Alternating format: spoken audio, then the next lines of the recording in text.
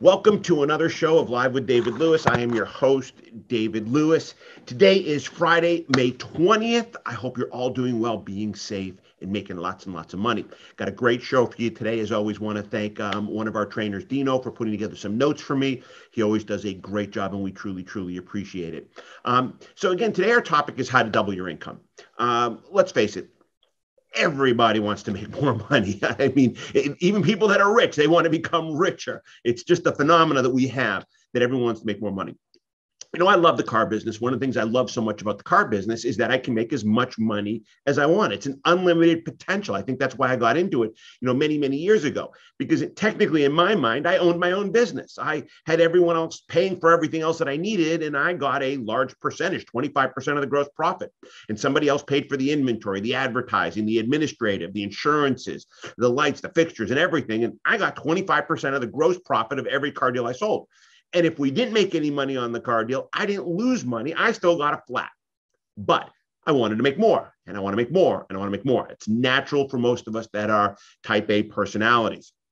So there are three things you have to have if you want to make more money. And I'm going to actually give you 14 rules eventually here in a few minutes. But you got to have willpower. You gotta want this. You got to have the drive is number two. You got to have a drive to want to make more money. And you have to have a mindset of never surrender, never give up, never quit, keep moving forward. You're going to have good days and you're going to have bad days. You're going to have good months and you're going to have bad months. Never quit. Most of us quit right before we're about to become successful. If you look at some of the greatest business successes out there, they don't quit. They failed at certain things and they kept moving forward and trying new things. So three things you got to have. You got to have willpower, you got to have drive, and you got to have that mindset. The choice you make is yours. And there are two choices. You can either work harder or work smarter. Now, you all know I'm going to tell you to work smarter. Look, I don't want to work hard. Okay. I like to work smart. I'm not going to go out and cut my grass at home. I'm going to pay somebody to do that because I'm a smart worker. When I'm in the dealership, I can get more done by working smart than by grinding it out. It's not how many hours I put in, it's how much I get done in the hours that I'm there. Now, I'm not saying that you don't have to put in the hours, because you do. So working smart is the only way. So with that said, we've developed 14 rules to help you double your income. And let's go through them. Rule number one is the personal investment. You have to make a personal investment, whether it be monetarily or whether it be time. You have to spend some money on yourself, whether it's going to be training, going to events, signing up for workshops. You got to invest in yourself. Don't expect the dealership to do that. A lot will, but don't expect that. You also have to invest the time. You have to be 100 times better than anybody else. And so that's where the time comes in. It's not working harder. It's working smarter with the time. It's a business. Like I said earlier, it's your business. If you're serious about your education and you pay for it, you'll pay more attention to it. So you got to invest in the time and a little bit of money. Rule number two, let's talk about a sales part of our sales process, and that's the meet and greet.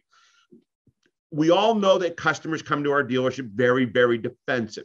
That's a natural fact. If you want to double your sales, double your income, the first step in the sales process is the most critical. They come in like this, you've got to release them. You've got to get right out of the gate. You have to show an enthusiastic attitude and you have to have energy. They have to view you as a guide and not a salesperson. You have to remove that fear. That's why I love it when people ask me or make a statement, we're not buying a car today. I say, great, takes all the pressure off me. Love to spend time with you, show you all the cars we have. Let's consider today an informational gathering event. We'll look at cars. If you see any you like, let's jump inside. We can drive some. Then before you leave, let me give you a price and take home to think about and consider. So you're leaning more toward a newer used car. You want to double your sales, you got to get those customers comfortable from the get-go to want to spend time with you. Eliminating those trial closes, getting them comfortable. Now I say, and I have to rephrase this every time, I always say you can take the numbers home and think about it. Am I going to let them do that? No, I'm still going to negotiate. I'm still going to overcome objections. I'm still going to try to close the deal. Rule number three is you have to have more appointments. You have to have more people coming in to see you. You cannot rely on walk-in traffic. Closing ratio on walk-in traffic is around 13%. Closing ratio on something you generate on your own is going to be closer to 70%. Don't rely on the small percentages. It's all about the appointment.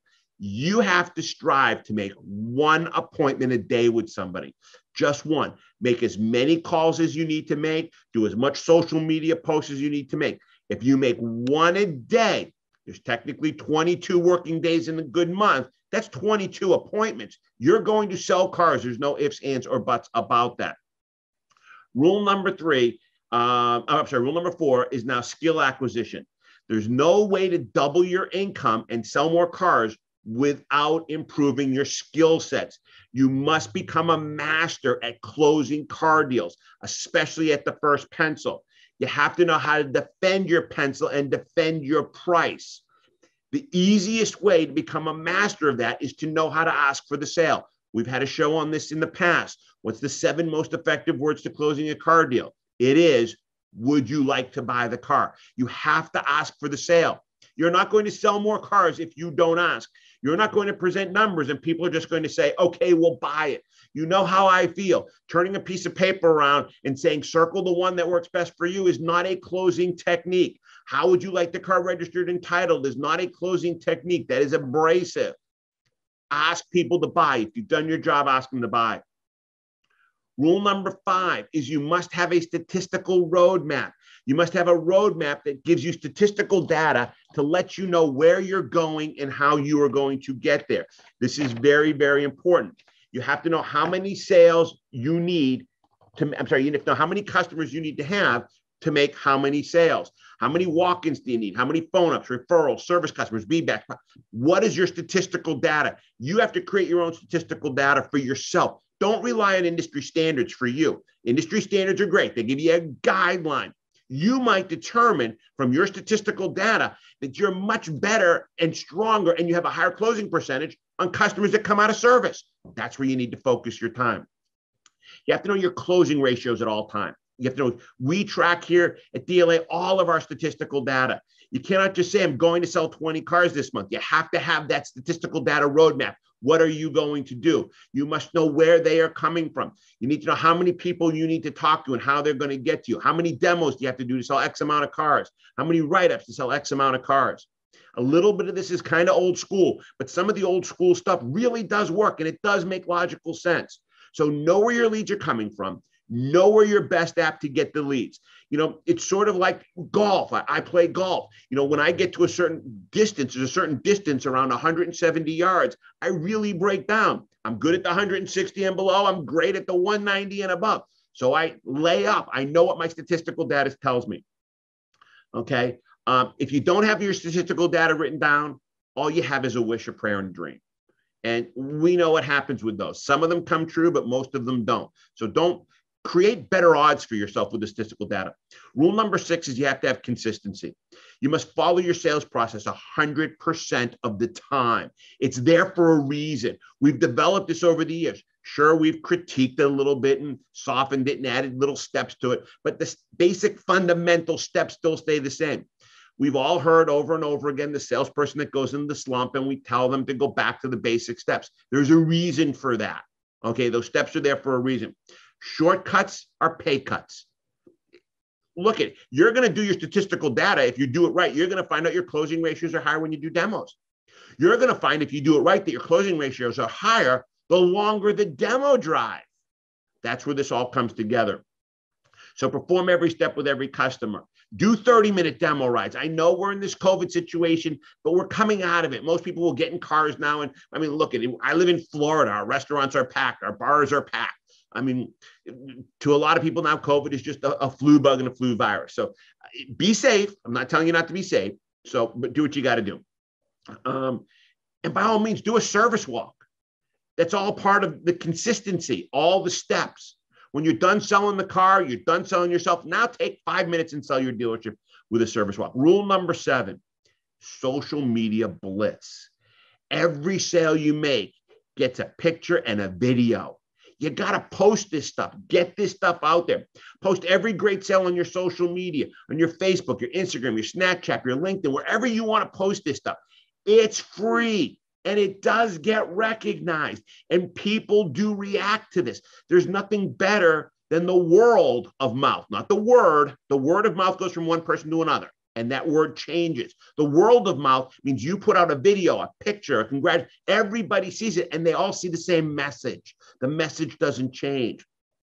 Okay. You need as many positive reviews everywhere people could look, whether it be on your dealership's Google page, whether it be on your personal Facebook pages.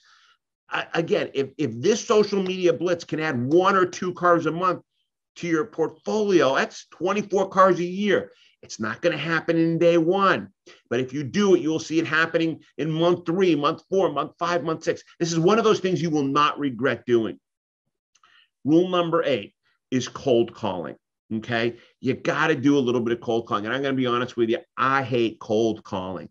But if you can sit down for 15 minutes and make 15, 20 cold calls a day, you're going to bump into somebody. Now, me personally, I like to cold call off of things that have some sort of value to me. I like to go after previous customers, orphan owners, maybe people that were in our service department that had a service visit and it was an expensive repair, checking up on how things went and bringing into the conversation of, we are having a promotion.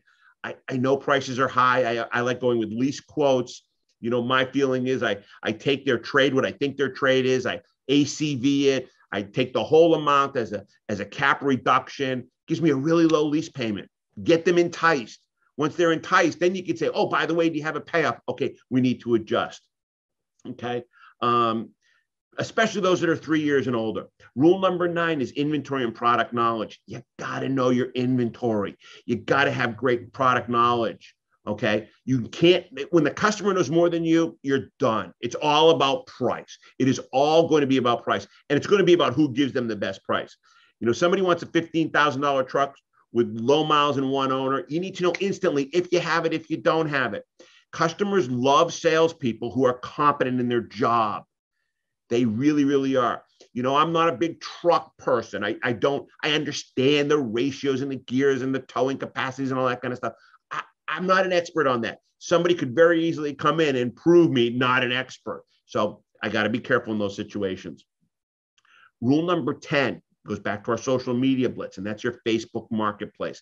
Everybody's going now to Facebook marketplace. It's the hot thing. It won't be hot in a year or 2 from now, and it wasn't hot 2 years ago. But let's ride these trends. Let's get on Facebook marketplace now. It's free. Post 5, 10 vehicles, 2 or 3 a day, however you want to do it. Do not use your dealership pictures. Do not have anything relating to your dealership. Don't have the dealership phone number, nothing, because once they see it, it puts out that defensive guard. Let them think it's a private party sale. Let them go to your cell phone number. Okay. The other thing is this: if they see the dealership and it's ABC Motors, well, you know what? They might call ABC Motors directly and then get another salesperson, and your efforts you've lost, and you'll never know that that's how the customer came to the dealership. You want them to call you. That's the most important thing. Rule number 11. Okay, I know some of you are already popping in some questions. I'm going to get to them all. Rule number 11, daily training. You got to train every single day, every single day. Don't make it a big process. It's not supposed to be an hour. 10, 15 minutes, whether you're watching some of my videos on our site, on our portal, maybe you're going to YouTube every day and Google searching something different, how to close a car deal, how to negotiate a car deal, how to make a good demonstration on a car deal, how to overcome a specific objection. Every day, try to learn one little tiny thing that you can add to your portfolio. I've told you over the past couple of years, I started playing golf 4 years ago. I love this sport. I'm so frustrated. I want to be really, really good at it. And I'm probably just average, but I want to be great. So every day I go out there for 20, 30 minutes and I hit balls and I watch what other people do. And I watch little golf videos. And my goal is every day just to try something a little different. Some things work, some things don't. If they don't work, I put them aside. If they do work, I add them into my repertoire of what I do. Rule number 12, back to prospecting, and that's service prospecting. I mentioned that a few minutes ago. I love the service department. I could go work at a dealership right now, be the #1 salesperson never taken up. I only want to work in service. These are captive people. They know your dealership. They know your business. They know everything. And again, I like to quickly get their VIN number, go to KBB. I come up with an average wholesale value. I deduct $2,000 off of that so that I know that I'm close with the value of the car. I go work up a new lease on a similar car. I take that whole value as a cap reduction. I come up with payments of $125, $150, $200 a month. I sit down with the customers in the lounge. I send them a text message. I call them. I say, listen, I don't know if you're interested. Got a big promotion going on or whatever you want to say. It says, I could put you in a brand new Camry, just like you have, for as little as $179. If you have some interest before you leave, come and see me. If you want to stop in when you come to pick up your car, stop in and see me. I can show you the cars. Then when they come in, then I'm going to ask them, do you have a payoff? I've got them captivated. I've got them at least talking to me. Oh yeah, we owe $6,000. Okay, let me recalculate that. Okay, now it's going to be $249. While you're here, do you want to take a few minutes, show you the cars that we have in stock? I know we're having a problem with inventory right now. We're going to get through this, but it doesn't mean we shouldn't prepare ourselves. Rule number 13 is a mindset of motivation. You must motivate your mind daily. Listen to something motivational on your way to work. Some of you listen to music. I'm okay with the music, but make it motivational music. Let it get you fired up. Like from Rocky, the Eye of the Tiger. Come in with that attitude. Maybe your motivation is listening to a speaker, someone that's giving good thoughts and wholesome thoughts into your mind every day. Stay away from all this negativity. I can't watch the news anymore. It's so negative. There's nothing good coming out of it. You could watch 5 hours of news and maybe find one little 3-minute blurb on something good that happened to somebody. Stay away from all that. Also, try to find yourself a mentor. Maybe it's somebody in the dealership that's really, really successful. Maybe it's somebody that you know on the internet. It could be anybody, someone who you strive for. Always hang around with people that are more successful than you. It'll make you more successful. Rule number 14, follow-up. Sold and unsold customer follow-up. This is our last rule. You've got to stay in touch with these people. I am absolutely amazed. I'm shocked at a salesperson that has been selling cars in the same market for 20 plus years and still can only manage to sell 10, 12 cars a month. That is a salesperson that just never got it, never found somebody who educated them on the power of follow-up. I buy a car from you. I don't want you calling me on my birthday. It's just me. I'm not saying it's wrong. Don't send me a card. I'm just me.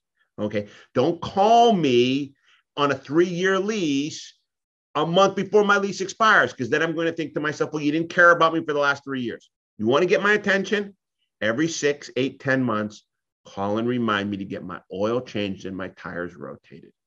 Just keep your name in front of me.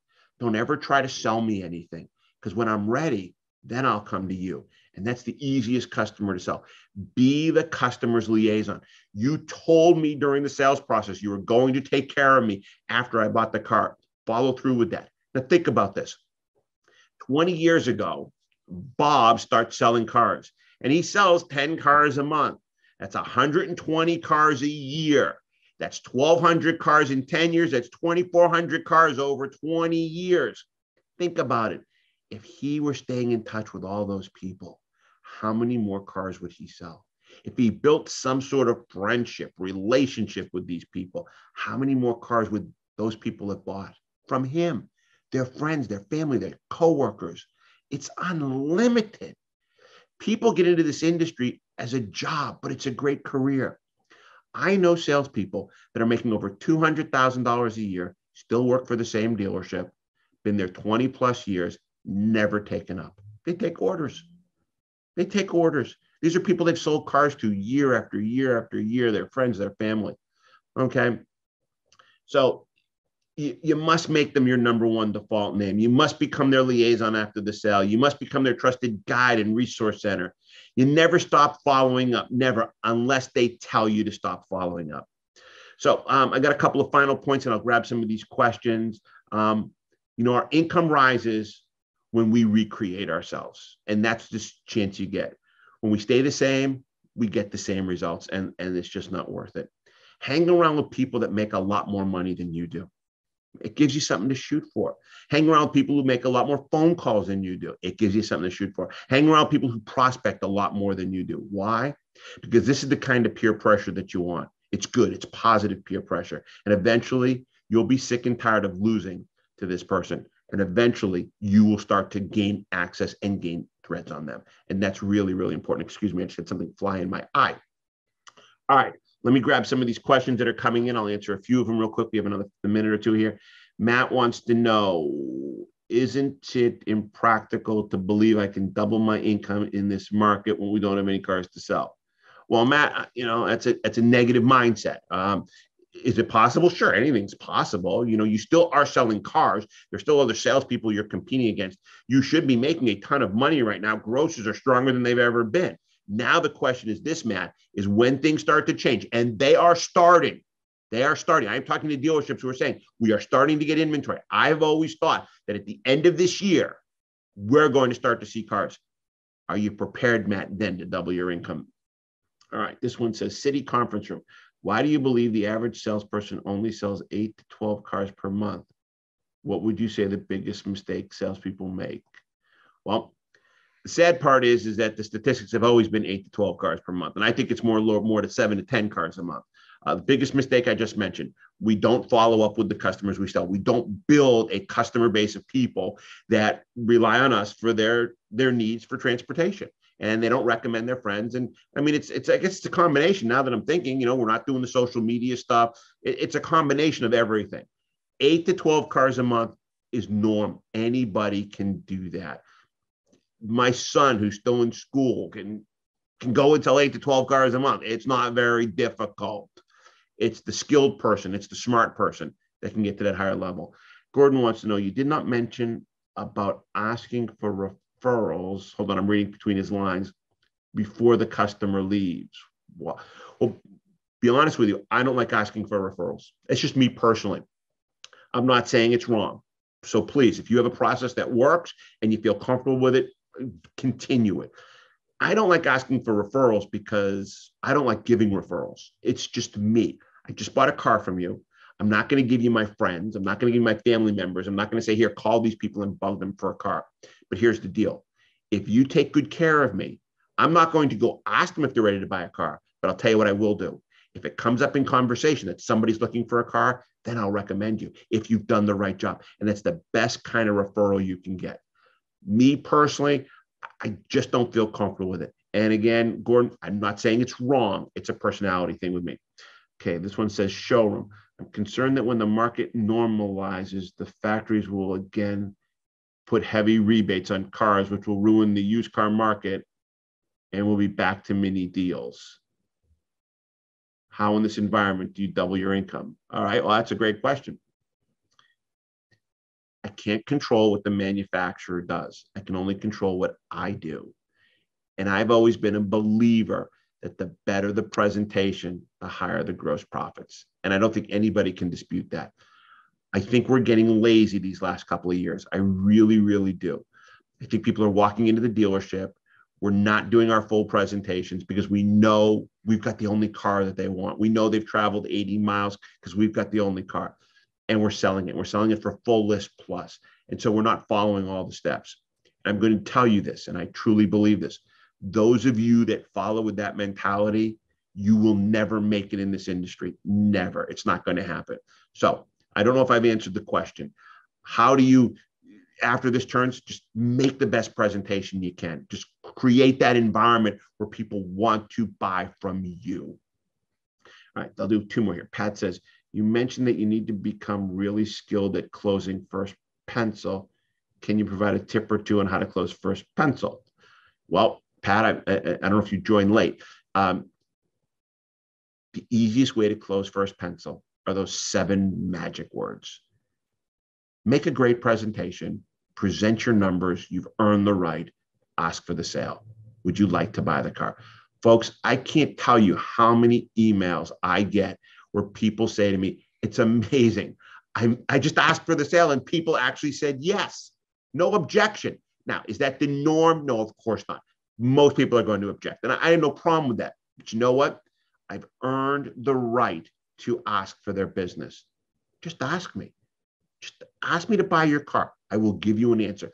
And here's the best part of all. Nobody will ever just say no. It's not logical. Mr. Lewis, the price of the car is X amount of dollars. Would you like to buy the car? No. Just don't do that. I would say, no, I don't think you're giving me enough for my trade. Or no, I think that payment's a little bit higher than I want to be at. I'll give you a reason. And those reasons are buying signs. You overcome them, you'll close the deal. And let me take one more. Sheila says, so every book or trainer I've ever read has said to achieve high closing ratio, oh, you have to master the art of trial closes. You keep telling us never use trial closes. Why? All right, Sheila, great question. I'm going to summarize this in a minute here. Trial closes don't work. Think about this for a second. Let's take the most common trial close. If we can come together in terms and numbers, would you buy the car today? All that does is makes people mad. It makes them more defensive. It warns them of what you're going to do next. Some people say, let's give it the benefit of the doubt. Yes. Okay, that's a good sign on that trial close. A lot of people, though, say no. And now we've taken a customer who came in defensive. We went through our presentation and got him relaxed. And now it's just become redefensive again. And here's the worst part of all. Those few people that did say yes to my trial close, I'd have closed them anyways without asking the trial close question. All I did was irritate the others and made it harder for me to close those deals. Trial closes is a sloppy man's way to cut to the chase. It doesn't make sense. Just assume they're going to buy the car. On a scale of 1 to 10, with 10 being the best, how would you rank this car? Who in their right mind is going to say 10? I would tell you 6, 7, because I don't want to throw open my cards to you. And then you're going to come back and say, well, what will it take to make it a 10? Now I got to defend myself. I didn't come here to defend myself. I came here to look for a car. Remember, I buy a car based on 4 factors. Never forget this. The number 1 factor is the car. I got to find a car I like. Your job is to find a car that I love. Factor number 2, I got to like you. If I don't like you, I'll go somewhere else to buy the same car. I know, again, with inventory, it's not as easy, but let's think past this. Number 3, I got to want to do business at your dealership. You've got to be right location. You got to be friendly, kind. You have to have all the pieces that I want. And then number 4 is price. And it's in that order. It is in that order. Product, salesperson, dealership, price. People aren't thinking about price until the very end. Yet you might think they are. And yes, they're looking at the window stickers. But you know what? It's easier to sell somebody a car that is $10,000 over their budget if they've fallen in love with the car, they like you, and they want to do business at your dealership, versus selling a car to somebody that's cheaper than they really wanted to spend, but they don't really care for the car that much. They don't like you, and the dealership's just okay. What would you rather have? I'd rather sell the car that's $10,000 more to the person that fell in love with it, wants to do business with me, and wants to do business at our dealership. So I'm just not a believer in trial closes. Every time you trial close, this defensive posture goes up 1 click at a time. So don't work hard to bring it down to then bring it right back up. I want, when I sit at my desk and I'm going to ask those 7 magical words, would you like to buy the car? I want this as low as I can humanly possibly get it. It's never going to be on the ground, but I want it as low as I can humanly possibly get it. And if I do that, I have a higher odds of closing the car deal. So with that said, there are a bunch more questions. I will email you all back my responses to your answers. I want to thank you all for sharing another 30 minutes with me today. I can't tell you how much I do appreciate it.